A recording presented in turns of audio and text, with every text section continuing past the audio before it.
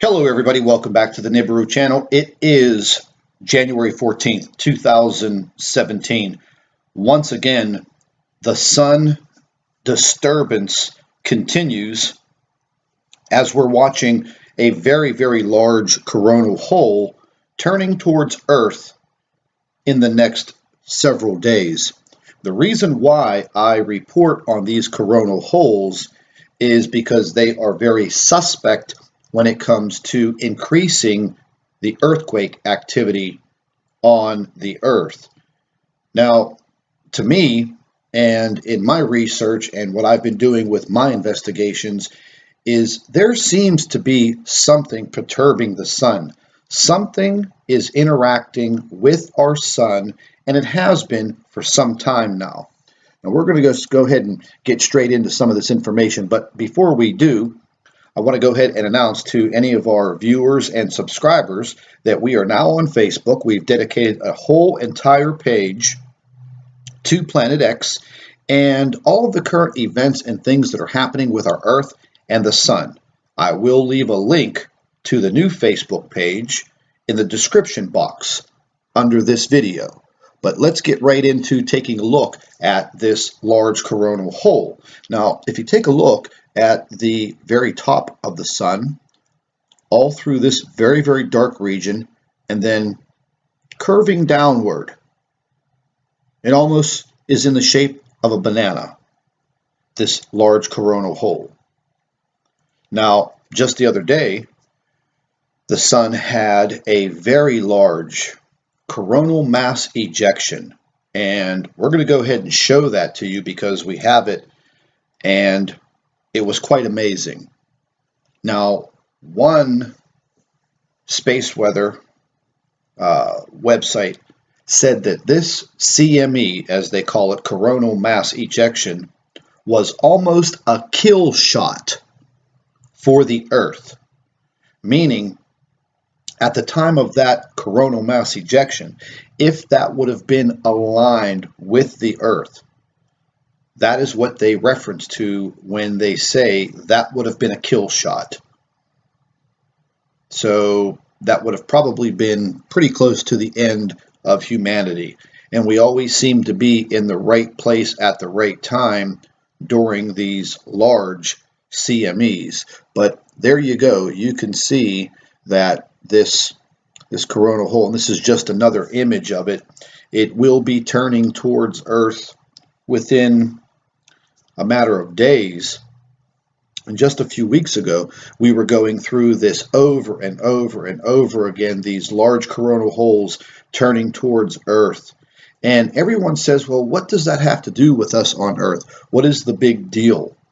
Well, past research has shown that these coronal holes, when they align with Earth, they create all kinds of problems on Earth, and they're directly now well, basically what I'm saying is when we have these coronal holes turning towards Earth, it increases the earthquake activity, just basically in layman's terms. Not getting very scientific with you, but the solar wind and all of the particles that are just blasting out of the sun. And I'm going to show you a short video that shows this. It's amazing to see it happen, but if you live in these earthquake zones, it's not amazing when the earth is shaking under your feet. And if you're able to keep track of space weather and you happen to live in an earthquake zone, well, you can catch a pretty good idea of what might happen. So before we get into all of that, we're going to check on a few other things. Now, whenever these coronal holes are spewing this massive amount of solar wind, we are getting hit with radiation. And this diagram right here, this is showing you, and this is all up to date, pretty close up to date. Sometimes there's a little lag, a day or two behind in the data, but this is showing you the Earth, the dark side and the illuminated side, illuminated by the sun. The dotted line surrounding the Earth here is basically where our satellites orbit around the Earth, kind of like a safe zone. But as you can see, this is all radiation. And we're going to go ahead and speed that up a little bit. And you can see the radiation will come in, and it is enveloping the entire Earth. Now this is actually updating as we speak, and this will start to play. Now this is our magnetopause, and this is what protects the Earth from a lot of this solar radiation. And from time to time there are issues with our magnetosphere and our magnetopause. But we're not going to get into a whole bunch of that. But what I want to show you is that this radiation is making its way into the Earth. So I will include links for this, and if you want to start to monitor this and start to learn about it, I'll supply you with the links. One very good website to go to is BP Earthwatch. Now, I'm not talking about the YouTube channel. BP Earthwatch has a fantastic website that gives you links to all of this information, and you can click on it and you can start to learn and see for yourself what is happening to our sun and what is happening to our planet. And we're not given the reasons for all of this. It just seems this whole entire year, everything that has happened, we're just not given the information. Oh, big deal, there's an earthquake. Oh, big deal, there is a sunspot. Big deal, there's a coronal hole. But no explanations on why all of a sudden all of this is happening. And I keep saying to people, think back. In your lifetime, have you ever seen anything like this occurring? Absolutely not. So we're going to go ahead and move directly into, let me just exit out of there. We're going to move into this coronal mass ejection, and this is going to show you this ejection. Now, if you look up here at the top, this will show you the planets and several satellites that are moving through space. Here you have the sun directly in the middle. The yellow sphere that I'm circling right here is Earth. Now, watch very carefully. You'll see the coronal mass ejection come directly from the sun, and the Earth was right about here. So that's what they were referring to when they said we just missed a kill shot from this coronal mass ejection.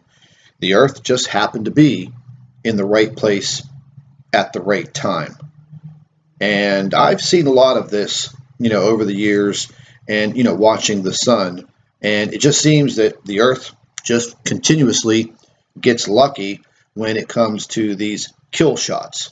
So once again, we were lucky. We were pretty far away from it, but it was quite a spectacle to see this.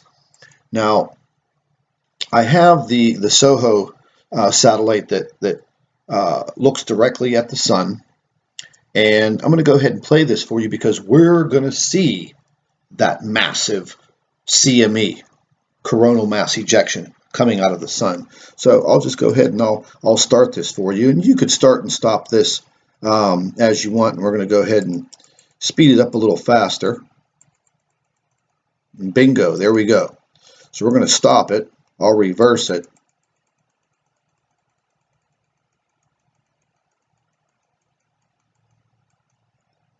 And you could just see how massive this was.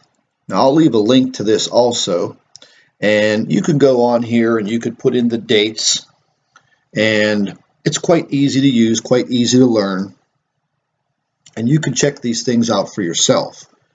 Now, one thing that I might add, whenever you're looking at the SOHO space telescope looking at the sun, quite often you are going to see many, many other objects just streaming past the sun.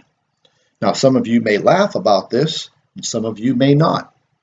But over the years, and I watch the SOHO and LASCO all the time, you may see a UFO or some types of objects that are just completely unexplainable. And how you do that is you just take a small section of dates. Just say, for instance, maybe a 2-day period from January 11th through the 13th.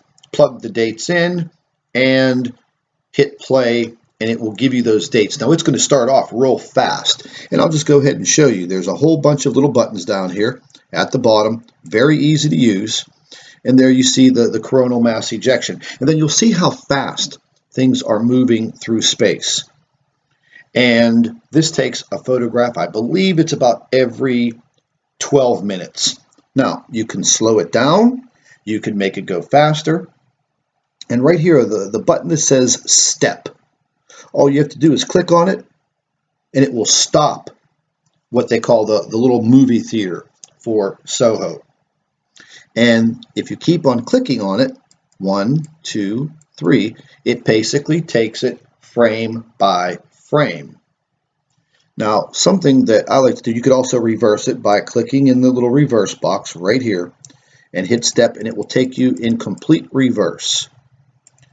And sometimes when you want to see something, and things move so fast in space that if you watch this, even in slow motion, you might fall asleep. But it's a lot better to just keep on clicking and go frame by frame. Now, something that I almost didn't notice, and we'll just step back, meaning forward, was this large object, asteroid, meteor, and it came right past the sun, right past the area where this coronal mass ejection was. And you could barely see it, blink of an eye, it was there and it was gone. But what I like to do is I like to zoom in once you have stopped the movie player. And you could zoom in as far as you can, as far as your computer will allow you to go. And then you could take a look at these objects just zipping through space and past the sun. Now, every now and then, you may notice an object that just doesn't look like it should be a natural object in space. And how I do it is I just keep stepping through frame after frame, and if I actually end up noticing something, I'll go back and I'll reverse it. Like, for instance, this small object down here. So you'll just want to, stop it, zoom all the way in as far as your computer will allow you, and then just pan down and take a look at the object. And that's the object that I was looking at. And that obviously is probably some type of massive asteroid or meteor zipping through space. But sometimes you're going to find an object that just doesn't look like it is a natural part of space. And as I was going through this earlier, what I'm referring to are UFOs. There are a lot of them that show up from time to time, and they will look like your typical saucer-shaped UFOs. Some of them are very large, they're triangular. I mean, they're there, folks. I mean, the universe is so massive. Our galaxy is so massive, and there are so many galaxies. The odds of extraterrestrial life, it just has to be there. We're not the only living, breathing creatures in this galaxy or in this universe. But from time to time, you will see things flying by that you just can't explain. And if you're able to capture them and zoom in and look at them, you're going to see for yourself that these are not asteroids, they're not meteors. And I even had one guy try to debunk me and tell me they were ice crystals. Yes, that is correct. He said they were ice crystals that were in the perfect shape of a UFO. And again, ice crystals that close to the sun and twice the size of Earth.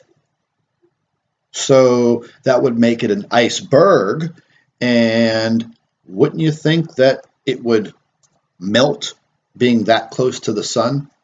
But anyways, we'll go ahead and continue, because I did think at one point as I was going through this that I did capture something that I really wasn't sure of. It had a very large triangular shape to it. And again, I'm going to put a link to this. And if any of you want to start researching more and more information about space and space weather, I'll leave the link to BP Earthwatch.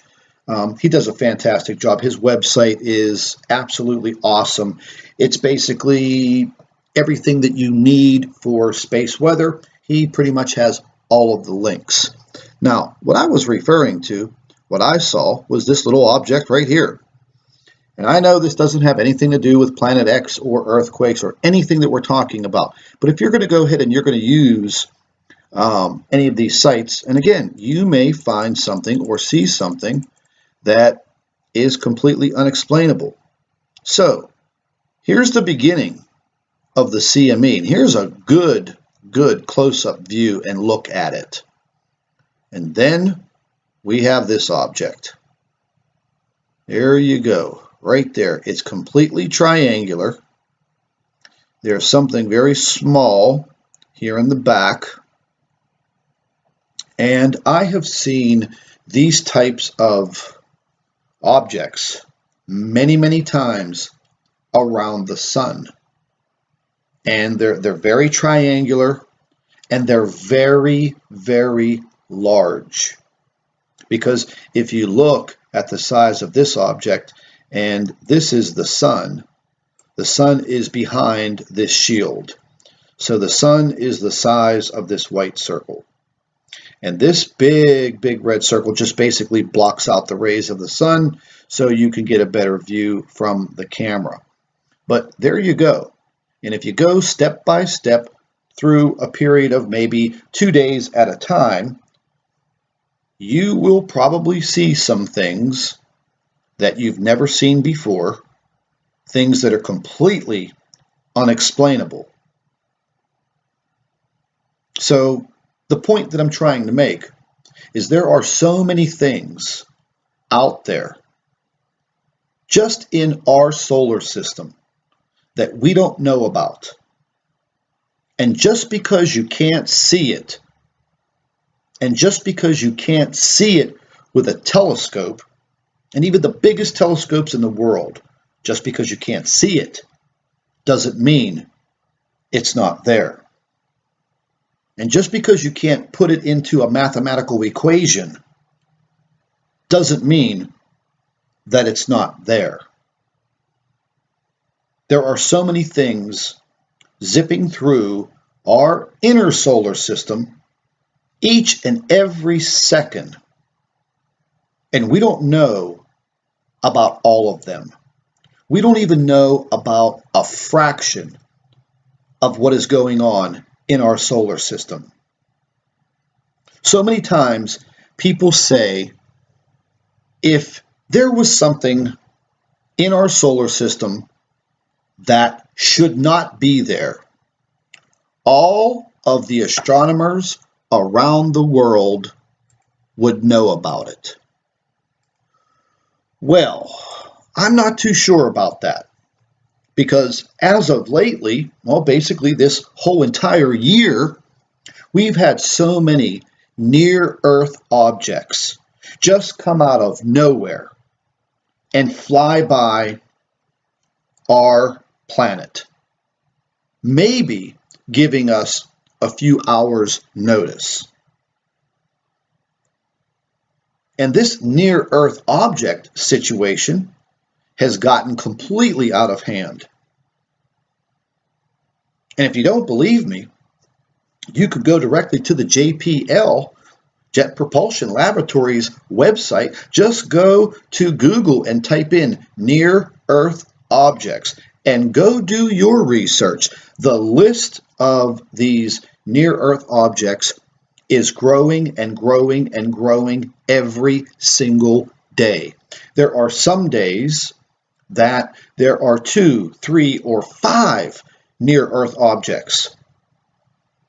And again, just the other day, we had a very large near-Earth object, and they found it on a Saturday, and I think 2 or 3 days later, it was zipping by the Earth. I may be wrong about the actual dates, but there you go. And and NASA's excuse is, well, it came from the sun.